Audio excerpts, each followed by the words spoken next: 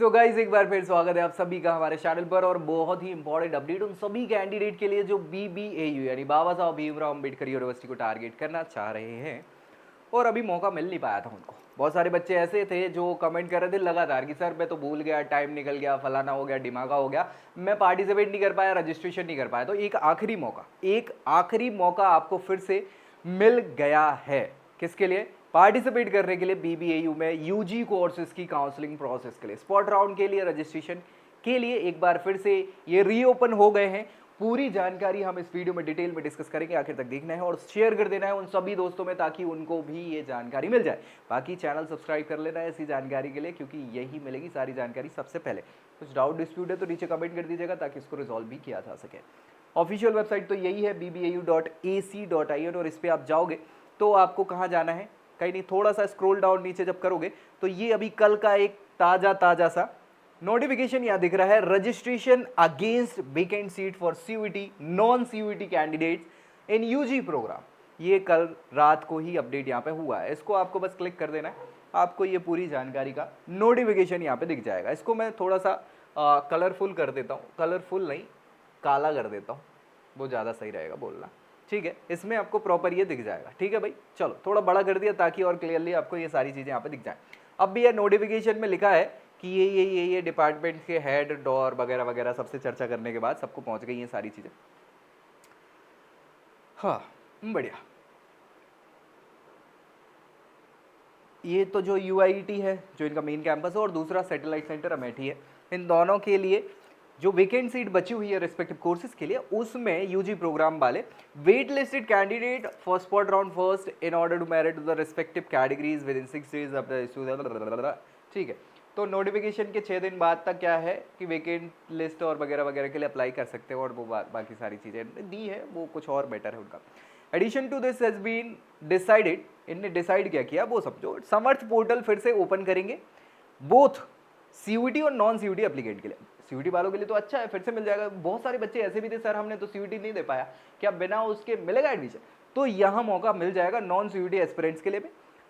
Applicant for the admission under respective categories in the various courses, अलग अलग जो courses हैं उसके लिए। A list of the vacant seat under respective categories in the various under graduation program attach, नीचे attach करी हुई है, बताऊंगा मैं, डोंट वरी सारी चीजें। और मेंशन एनेक्जर, ठीक है, इसमें बताया कि कौन से बच्चों को क्या प्रायोरिटी दी जाएगी। समर्थ पोर्टल पे जब रजिस्ट्रेशन आप करोगे उसका मेरिट लिस्ट बनेगा और मेरिट लिस्ट में किसको प्रेफरेंस दी जाएगी। पहली प्रायोरिटी जो दी जाएगी कैटेगरी 1 यहाँ पे जो लिखा है वो बच्चे होंगे candidates who appeared in CUET, जो CUET में अपीयर हुए थे और fulfil domain requirement of mention university admission brochure. ठीक है, तो उस कोर्स के लिए वो फुलफिल करते हैं अपनी एलिजिबिलिटी क्राइटेरिया, उनको पहली कैटेगरी में रखा जाएगा और प्रेफरेंस भी पहली उनको ही मिलेगी, ऑब्वियस सी बात है।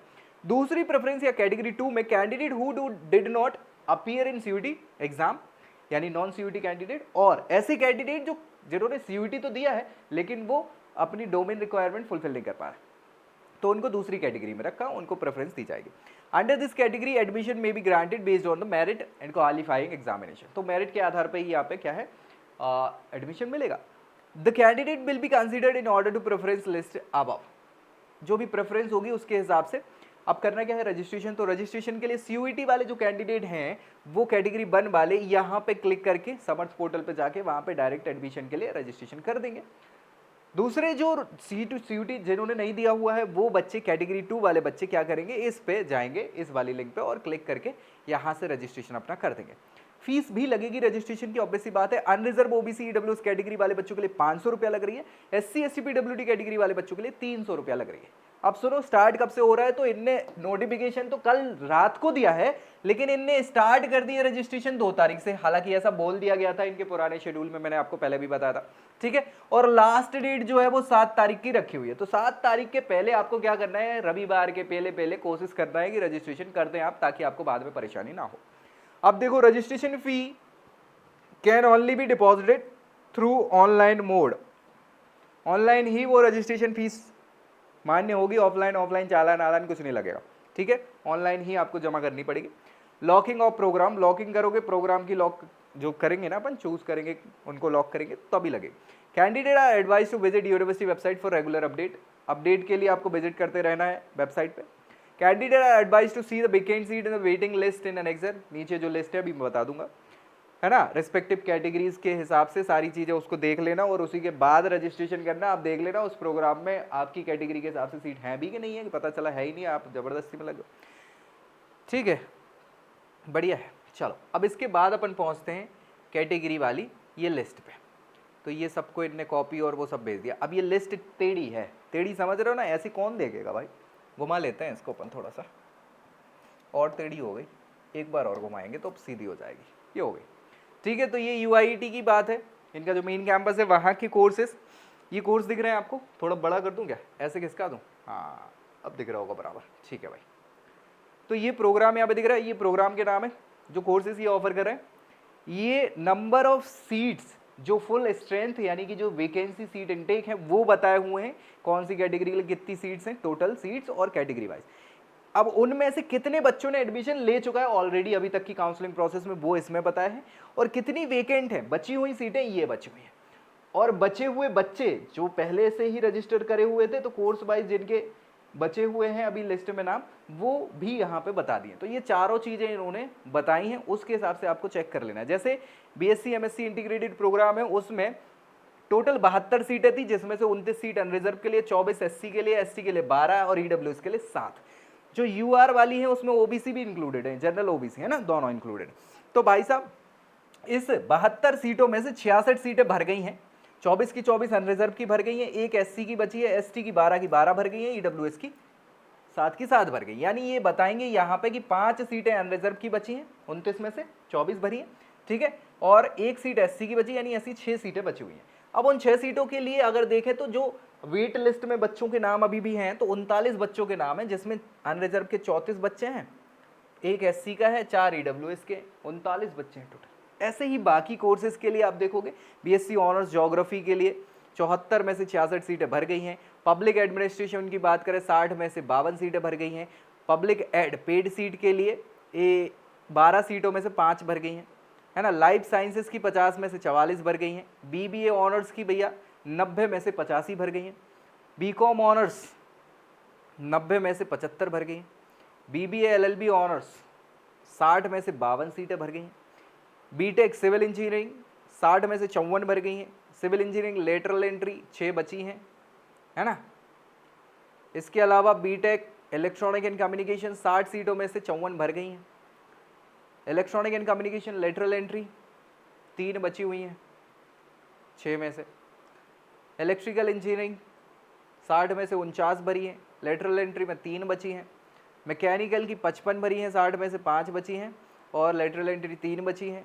Vocational courses floriculture landscape gardening वाला जो है 10 सीटें बच गई हैं 20 में से अभी इनकी। FTMS BA का जो प्रोग्राम है 25 सीटें बची हुई हैं उसमें। पेड सीट में 3 सीटें बची हुई हैं।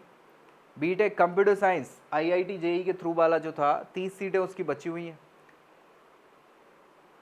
CUET के थ्रू वाला BTech वाला जो है कंप्यूटर इंजीनियरिंग वाला, उसमें 30 सीटें बची हुई हैं। इंजीनियरिंग लेटरल एंट्री में 4 सीटें बची हुई हैं, है ना। अर्ली चाइल्डहुड केयर वाला जो डिप्लोमा प्रोग्राम है 1 सीट उसमें बची हुई है। ये सभी UIT वाले कोर्सेज थे।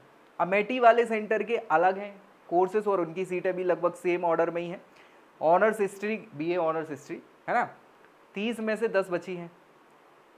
पेड सीटें 7 में से 1 भी नहीं बची। सोशियोलॉजी की 14 में से 5 बची हैं, पेड सीट 1 भी नहीं बची। इंग्लिश की 14 सीटें बची हुई हैं, पेड सीट 1 भी नहीं बची। फूड साइंस और टेक्नोलॉजी BSc प्रोग्राम ऑनर्स जो है इसमें 55 सीटें भरी हैं 74 में से, तो लगभग 19 सीटें बची हुई हैं और क्या। और पेड सीट जो है 4 बची हुई हैं। BSc IT ऑनर्स 46 सीटें भरी हुई हैं 74 में से, है ना। IT ऑनर्स पेड सीट मुझे लगता है 3 बची हैं। BCA का 62 सीटें 74 में से बची हुई हैं, मतलब भरी हैं, 12 बची हुई हैं। पेड सीटें 8 बची हुई हैं। BCom ऑनर्स 26 सीटें भरी हैं 74 में से, यानी बची हुई हैं। और पेड सीट जो है वो 1 भी नहीं बची। B फार्मेसी की बात करें तो 60 में से 50 भरी हुई हैं, 10 बची हैं। और D फार्मा की 27 सीटें भरी हुई हैं 60 में से। ये पूरे प्रोग्राम्स की इनने लिस्ट बता दी, वो चेक कर लो आपकी कैटेगरी के हिसाब से कितनी बची हैं, क्या है, उस हिसाब से फिल कर दो फॉर्म। बाकी कुछ डाउट डिस्प्यूट आ रहा है तो कमेंट कर दो ताकि इसको रिजॉल्व किया जा सके। और बस हो गई पूरी जानकारी। नेक्स्ट वीडियो में मिलेंगे अगली जानकारी के साथ, तब तक के लिए Bye bye. I hope you liked this video. For more such videos, keep watching our channel. And do not forget to like, share, and subscribe.